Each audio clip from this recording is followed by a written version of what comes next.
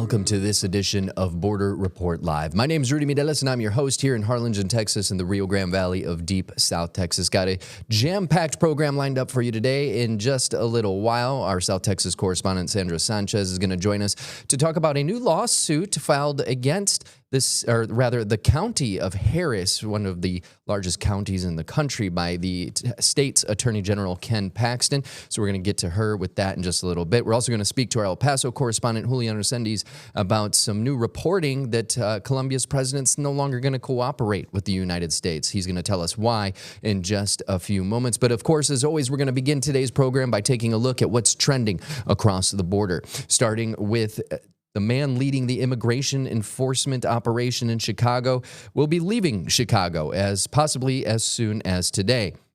Border Patrol Chief Gregory Bovino has led the Trump administration's immigration crackdowns in Los Angeles and Chicago this year. During his time in the Windy City, Bovino led a months-long crackdown that has been marked by controversial arrests and clashes with protesters. He will now take the bulk of his Border Patrol team to Charlotte, North Carolina, and then on to New Orleans. It was unclear when Bovino will begin work in Charlotte, but sources said it will be a brief stint before a longer mission in New Orleans. Some Customs and Border Protection personnel are expected to stay in the Chicago area. The Trump administration deployed more than 200 Border Patrol agents to play a major role in the crackdown known as Operation Midway Blitz. Got some new reporting to tell you about out of the San Diego sector from our San Diego correspondent Salvador Rivera. It appears the Marines that were sent to back up Border Patrol agents in Southern California have also moved out. So he has confirmed with the Marine Corps that 500 Marines and sailors stationed at the Imperial Beach Border Patrol Station and in Campo, California are now gone. They arrived at the first of the year as part of the Trump administration's operation to station troops along the U.S.-Mexico border. During their time along the border, the Marines installed miles of concertina wire on the U.S. side of the border. All of the troops were from nearby Camp Pendleton. Moving up the West Coast, dozens of Portland, Oregon veterans and their families celebrated Veterans Day in a slightly different way on Tuesday. They gathered in South Portland for a silent march to a nearby ICE facility, saying that they are pushing for changes to the immigration raids happening throughout the state. They took a moment to remember the immigrants deported from the streets of Oregon. Immigrant advocates say hundreds of undocumented migrants have been deported from the state. City officials in the nearby town of Newport, Oregon, are concerned ICE may build detention facilities in their community. The mayor says that they've heard that ICE wants to build a center at their nearby airport, but he says no one from Homeland Security or the government has contacted them. Moving on, the president is facing some backlash after saying the United States does not have people with certain talents to fill jobs in this country. President Donald Trump defended H-1B visas during an interview that aired Tuesday night, arguing that foreign labor is needed at times because U.S. workers do not have, quote-unquote, certain talents. Trump made the remarks during a Fox News interview when asked whether his administration would prioritize the costly visas that allowed skilled workers from overseas to temporarily work in the United States. He said the United States has to, quote-unquote, bring in talent. When pressed by Fox News host Laura Ingraham, who said, "We have plenty of talented people here," Trump responded, "No, you don't have certain talents, and people have to learn."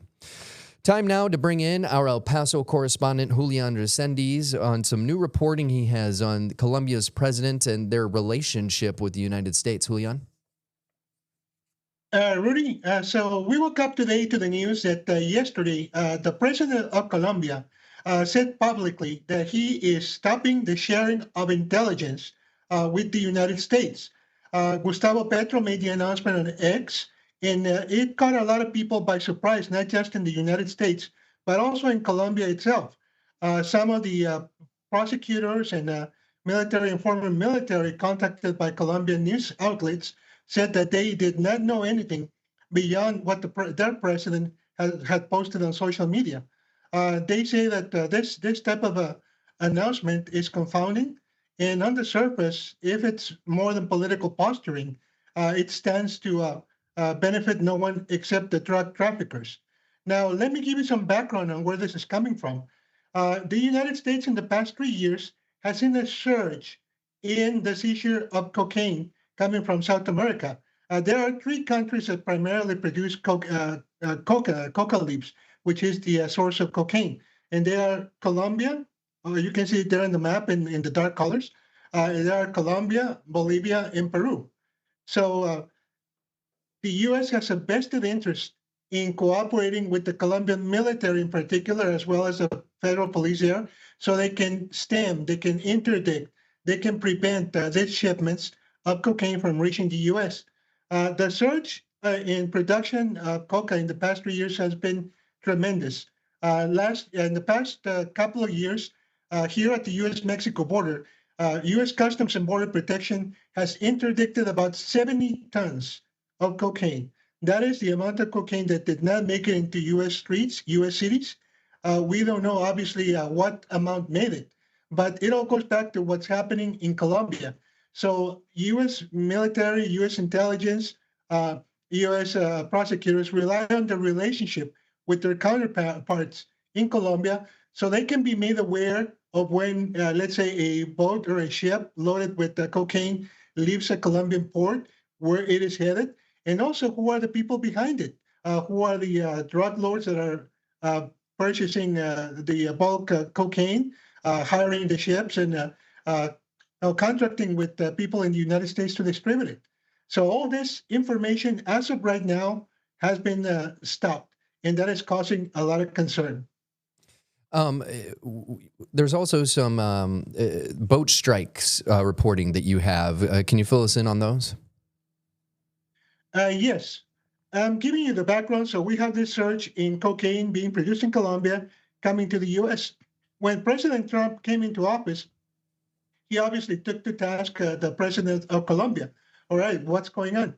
And he was not satisfied with the response. Mr. Petro, Gustavo Petro, the president of Colombia, says, hey, I'm taking care of my problem by fighting poverty, because poverty is the root cause of people deciding to grow drugs, grow coca, or transport it.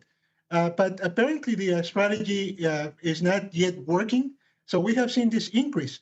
So President Trump has notified the Congress, and as we know, in the past couple of months, he has ordered strikes, military strikes, on ships carrying cocaine from South America to the Caribbean en route to the U.S.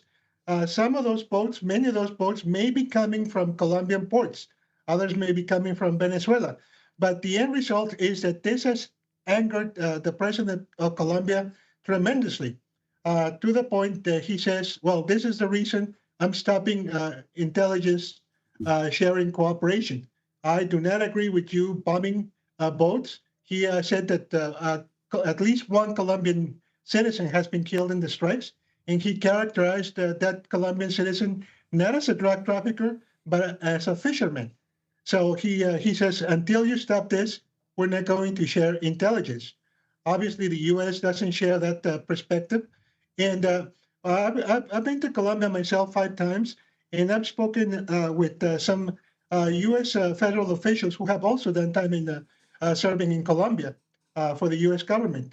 And they tell me that they hope that beyond the political posturing, beyond this spat, difference of opinion between President Trump and President Petro, they hope that at least under the table, due to that relationship and that mutual interest from military in both countries to stop criminals, that this cooperation will continue to flow in some way, even if their leaders publicly say that they're not speaking to each other, they're not doing anything for each other. All right. Thank you for your reporting on that, Julian. You also are following a story about 2 suspects that have been arrested over burning women. Fill us in on that. Yes, really. Let's switch gears. Let's move away from Colombia, go back to Mexico. What's been happening in several Mexican cities in the past month is that we have had incidents of spouses, romantic partners, ex-spouses attacking attacking women in a very, very nasty way. We have learned of 3 cases since October 16 in which men have either tried or have incinerated their exes. Just cover a case south of Nogales, Sonora, on the border with Nogales, Arizona. in which a 54-year-old man was arrested flagrantly, allegedly with. We do have a photograph of him. You can see on the right of your screen an older man, and you can see a soda bottle half filled with a liquid.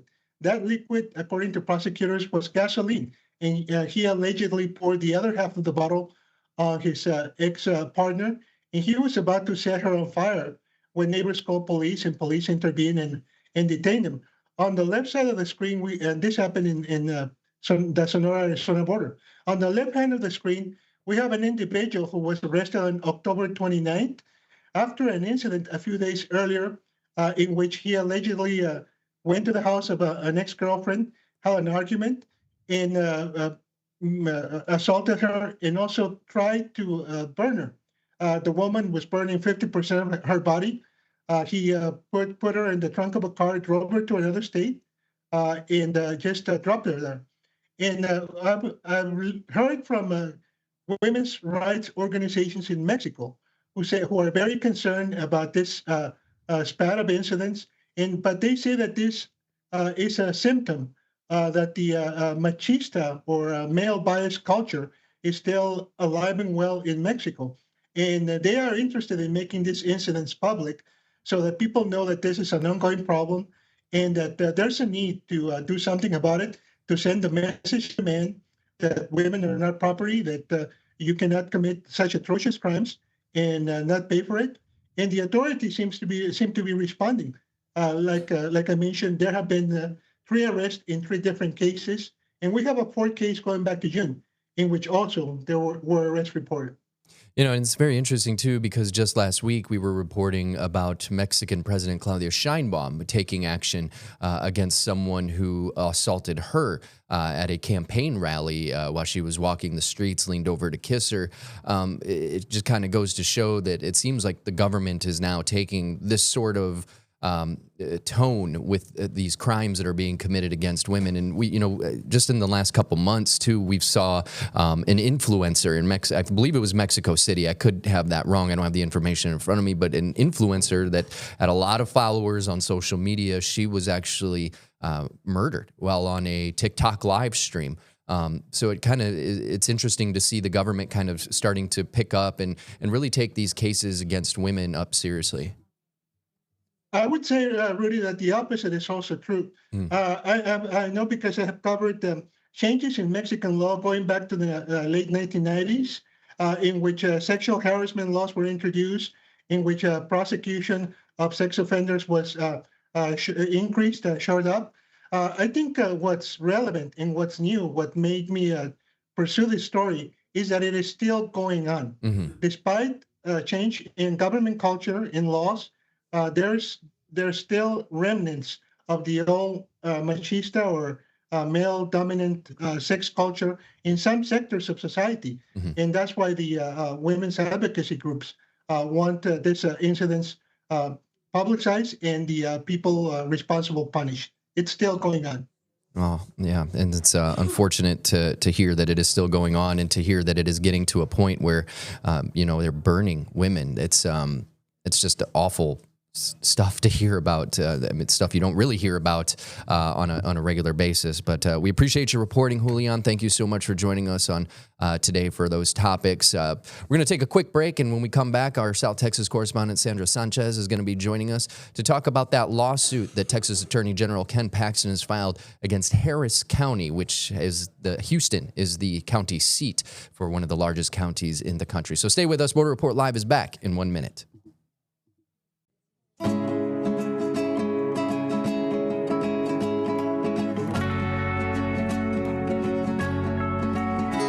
And welcome back to this edition of Border Report Live. My name is Rudy Mideles. South Texas correspondent Sandra Sanchez joining us this afternoon. Sandra, you have some reporting on this lawsuit that Texas Attorney General Ken Paxton has filed against Harris County over an immigration fund. What can you tell us about that? Yeah, Rudy, Ken Paxton is no stranger to filing legal motions against nonprofits that assist migrant groups. This time he's doing it in a bit of a roundabout way. He has filed a lawsuit against Harris County commissioners. That includes County Judge Lina Hidalgo. As you know, Harris County includes Houston, one of the largest cities we have in Texas and the United States. The county commissioners had a fund that assists legal representation for migrants threatened with deportation. And last month, they approved $1.3 million to go to this fund. And Paxton has come out and said that that is unconstitutional. Now, the fund helps the fund gives money to some nonprofits that help migrants in their defense. This includes the Galveston Houston Immigrant Representation Project, another group called Justice for All Immigrants, Kids in Need of Defense Kind. We've talked with them a bunch of times, and the Refugee and Immigrant Center for Education and Legal Services. In addition, the Commissioner's Court late last month on October 30th approved another $100,000 to the Houston Immigration Legal Services collaboration for an immigrant resources hotline. Now, Paxton says that these actions violate the Texas Constitution by using public funds to private entities to defend, quote, illegal aliens. He says under the lawsuit, it's 17 pages long, filed in Harris County. He says that the legislature has no power to authorize any county, city, town, or other political corporation or subdivision of the state to lend its credit or to grant public money or thing of value in aid of or to an individual. We do have a quote from Paxton. He issued this. He said, quote, "We must stop the left-wing radicals who are robbing Texans to prevent illegals from being deported by the Trump administration. Beyond just being blatantly unconstitutional, this is evil and wicked. Millions upon millions of illegals invaded America during the last administration, and they must be sent back to where they came from." Now, the lawsuit notes that deportations are civil actions, not criminal, and individuals have no constitutional right to government-appointed counsel. But, the nonprofit group Kind says that in 2024, they helped over 17,000 children with legal defense in court, and they worked with 800 global partners. They also provided 78,000 kids education on their legal immigrant rights in the United States and in Mexico. And they provided 30,000 children and families in the United States and Mexico with what they call psychosocial support, and that includes connecting them with medical, mental health, education, crisis intervention, and well-being care. I think so. He has gone against the spending of this public money. So what exactly is the Attorney General looking for? What outcome does he want from this lawsuit? Yeah, he wants an immediate stop to the money being used, but he also complains that he says that they have no control over these public funds once they turn it over to the nonprofits. And so they have no surveillance over how they use the money. And he says that is illegal. So he has filed for a temporary injunction to stop the funds from being used, eventually wants a complete stop to it. So when was this fund created? Because we're just hearing this now. I mean, it makes it seem like it just popped up in the last week or so. Yeah, it's not a new fund. It was started in 2020. It actually was started with more money. It was started with $2.5 million. Harris County officials say they were the largest county in the United States not to have such a legal defense fund for immigrants, and they said it was much needed. There is a Harris County attorney who told the Houston Chronicle, quote, "Having access to legal representation not only improves case outcomes, but helps keep families together." This is not a new one. Christian Menafree told the newspaper that, quote, "In a county as diverse as ours, local government must step up to safeguard safety, justice, and the people we serve." So if this has been going on for nearly 6 years now, as we kind of start to wrap up 2025, started back in 2020, why is this an issue for Paxton now? Well, it came up in October during public hearing at Commissioner's Court when they were getting ready to vote on this on October 16th, the first vote, the line item. And this woman, Eliza Dutt, the mayor of Piney Point Village, is a Republican who's going against Lena Hidalgo for for Harris County judge in 2026, stood up during the public commenting period and said, why is Harris County spending this money? This is wrong. And it kind of gained steam from there. Paxton appears to have kind of picked this up and filed a lawsuit. And you mentioned that he's no stranger to filing lawsuits against these charity organizations in the past. We had one right here with the Respite Center, Sister Norma Pimentel, who we've had on the program before.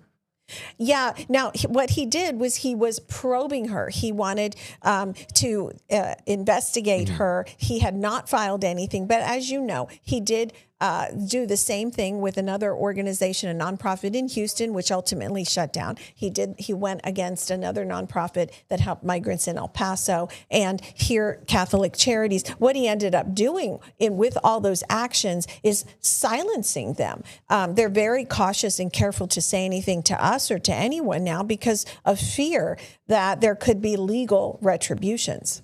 Now, you were mentioning this was kind of a reauthorization that they voted on. So is this an increase in funding for the program? No, actually, it's not an increase in funding because when it was started in 2020, they appropriated $2.5 million that year. And then they also, in addition, later that year, they gave $500,000 to support immigrants who were victims of crimes. Now, of course, that was during the Biden administration. So we have a whole new political ballpark here. At the time, the county said of the program, quote, if it turns out their case has no merit and they're not to stay, that's fine, but they should have a shot at a fair process and they can't possibly navigate the system, complicated, confusing system without the legal support. So the fund is nearly 6 years old. And I believe you said Harris County actually mentioned that they were one of the few that didn't have this fund before 2020. So what other counties have similar programs?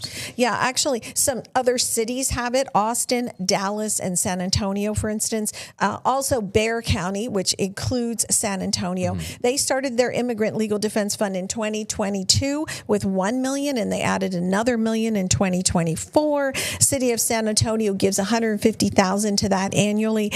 City of Austin, 2023, started a fund, and they started it with a one-time grant of $250,000. Dallas approved $1.5 million in 2021.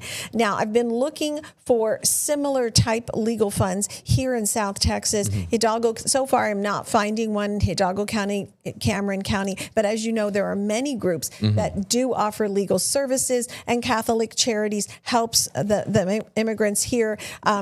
Many groups that offer legal representation or advice or just know your rights. And so stay tuned to borderreport.com. We'll have that story and we'll see what other organizations we can find here in South Texas that would apply. Yeah, I know when Title 42 was getting ready to end, if you were downtown Brownsville, right across from the Gateway Bridge, about a 5-minute walk over to Matamoros, you just saw these buses full of people coming through the city's parking garage across from the bus station. And it was like a little assembly line of different organizations. Some of them were legal representation. Well, yeah. And, back in the first Trump administration in 2019, I would go regularly to Matamoros, cross the Gateway Bridge. I would be there with lawyers from the Texas Civil Rights Project and other nonprofits. And there were thousands of migrants waiting there to try to cross the bridge. And they would take everyone's information, their name, and tell them what they needed. They spoke multiple languages to communicate.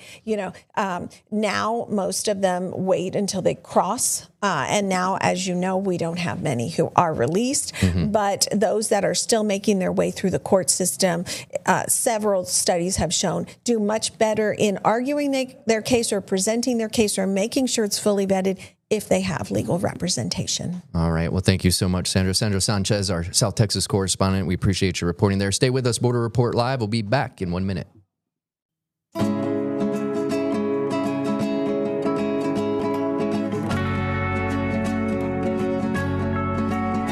And welcome back to Border Report Live. My name is Rudy Mideles here in Harlingen, Texas. I told you it was a jam-packed program at the beginning, and man, we had about 6 more things we wanted to tell you about today, so we'll save them for tomorrow in addition to whatever's trending across the border. But really quick, before we go, we wanted to remind you that you can stay informed on the stories shaping the U.S.-Mexico border on your commute home, maybe working out at the gym, or taking the dog out for a walk, as Border Report Live brings you real-time updates, expert insights, and voices from both sides of the order in podcast form. You can get it at any of those apps that you see at the bottom of your screen. That's going to do it for us today. We appreciate you joining us. Have a good one.